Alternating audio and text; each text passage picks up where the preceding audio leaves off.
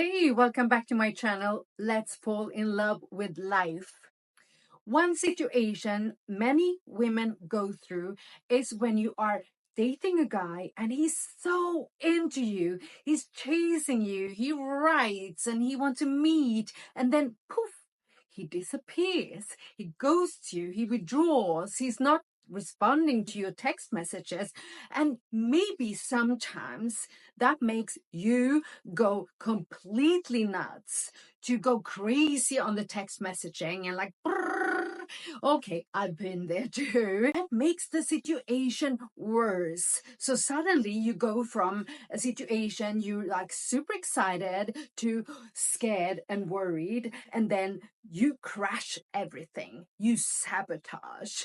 And when a guy stops texting or contacting you, a lot of people will say he's just not that into you, he doesn't want you. And that could be true, but it could also be that he is actually scared. He is worried. He's not sure about what he thinks. People are not rational. We are irrational because we are run by feelings, and feelings change. One day we could be super in love with someone and excited. Next day we can get an ick and we go, "Ooh, who is that person?" Or we fall in love with our best friend, or childhood traumas come into play, memories from our past, patterns from our past suddenly affects our now and our future. I want to talk about the attachment theory, things that we bring with us from when we were under 2 years old, how our parents treated us when we were super young will affect how we are in relationships now and in the future. But there are ways to get around that and to get happy relationships anyway. And I'm going to tell you a little bit about how. But first of all, there are 4 different types of attachment styles: the secure, the avoidant, the ambivalent, and the disorganized. The first one is the secure attachment style, and lucky you if you have that. Your parents, they saw you when you were a child. When you reached out to them, they came and gave their love and they listened to you. And if you have the secure attachment style, you will be much more likely to have a happy relationship.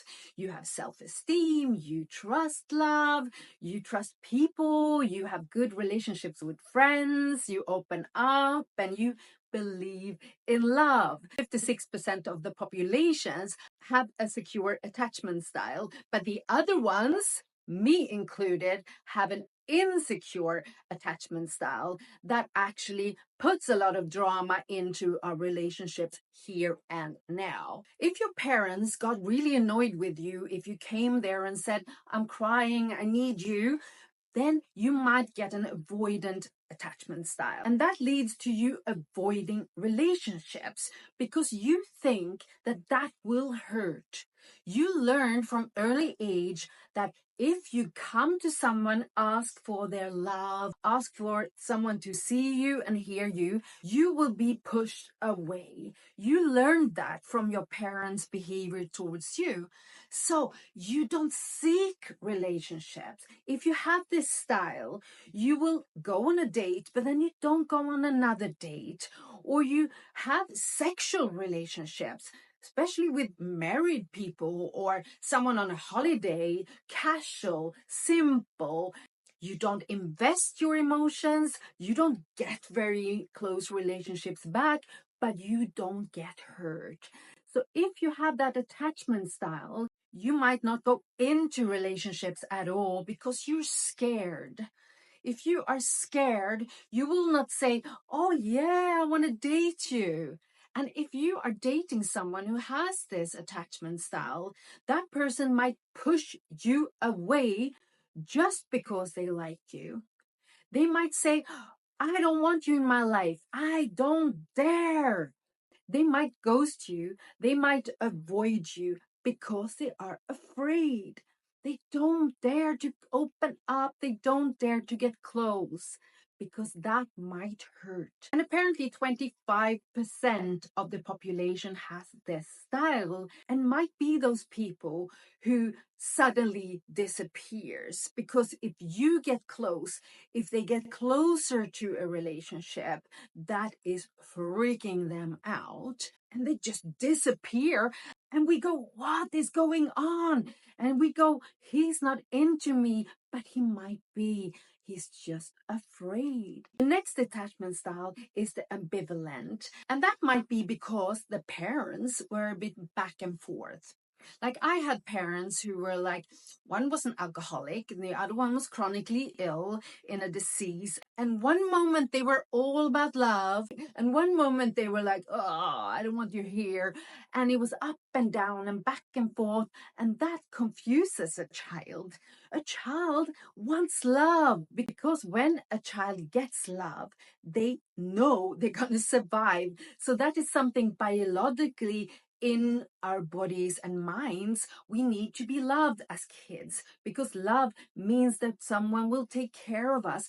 And if our parents are acting like retards, back and forth and up and down, that is confusing. And that turns that child into an ambivalent grown up. So in adult relationship, these people, me included, will be a little bit back and forth. At one point, super clingy.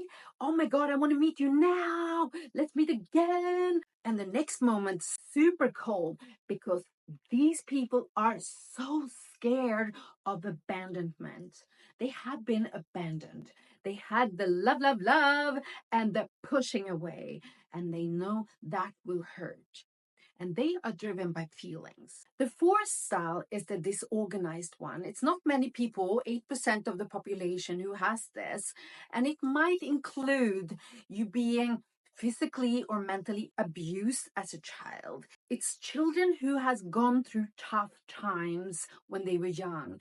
And as adults, they have it really difficult to go into relationships, turn to toxic relationships. They turn to unhealthy ones. They push people away. They get clingy. They want and they don't. They are up and down. And it's hard. I understand this. It all comes from fear. So many of us are so scared. We are terrified of finding love because love can hurt. It makes us vulnerable. Love can be amazing, but it could also hurt. It could feel fantastic, but it could also break our hearts. So a lot of people are scared, especially if they had a rough childhood. So how to deal with these things? First of all, figure out what kind of style you have. What kind of childhood did you have? Were you super happy? Did you have loving parents? Or did you have parents who had their own issues and were not really mature enough to take care of a child in the right way? What is your story? And how did that affect you? How is that affecting you at this point in life when you are an adult? How do you want it to affect you? When you are aware of where you are, who you are, what you are much more likely to be able to change because nothing is set in stone. You got these attachment styles and you got them from young age, so they are built in you, but nothing is forever. You're going to live a long life. And in that long life, the only life that you have, you want to be happy. So you need to deal with the issues that you have according to your attachment style. It is possible. I have for sure pushed so many men away acting like a lunatic. But I have learned to calm down, to not act on impulses, to not lash out, to not be passive aggressive, to not shut them out just because I am scared of getting hurt. I have learned, and so can you. It's not easy, but you can do it. So get to know yourself. Control your impulsive behavior. If you are avoidant and you go on one date and you find that interesting And then you freak out and you don't want to go to another date, even if that is what you want. That happens to you. Learn to control yourself. Be mature, be grown up. The inner child in you will be there, but make that inner child's voice quieter, smaller, and be the grown up who says, that happened in the past. The person you're dating at this moment is not your parents. The person you're dating now might be the person who heals you, who gives you the fantastic relationship that makes you feel secure. That is the end goal. So focus on where you're going. Focus on what you deserve. Focus on what kind of relationship you are actually looking for and how that will make you feel. And you look at whatever you wish for, dream about, and that will raise your energy and make you resilient when those irrational behaviors are knocking on your door. One method is to do the complete opposite of what you want. If you are freaking out about someone ghosting you and you want to send that person an angry message telling them to off, do the complete opposite. Distract yourself, call a friend, go out for a walk, go on a boxing class, do something else, but do not react. Do the opposite of reacting like a crazy person, because you are sabotaging your relationships and you're sabotaging your future, your happiness. Why do you want that? And now I'm sort of talking to you as if you have a problem with attachment styles, because a lot of people have, and I have as well, so I relate to that. But the person you are dating who is withdrawing might be into you. That person might actually be super in love with you, and just because they are staying away, doing their best to avoid you and avoid love, because love can hurt. So love can hurt, but love can also be super amazing, and we can all get it if we do our homework, work on ourselves, develop ourselves to bring love in. It's not going to be easy, but you got this. And welcome back to my channel if you want more life advice about how to become happy and reach your dreams. And if you have something that you want to share with other people, write in the comment field. And until next time, go out there, challenge yourself, bring in the love.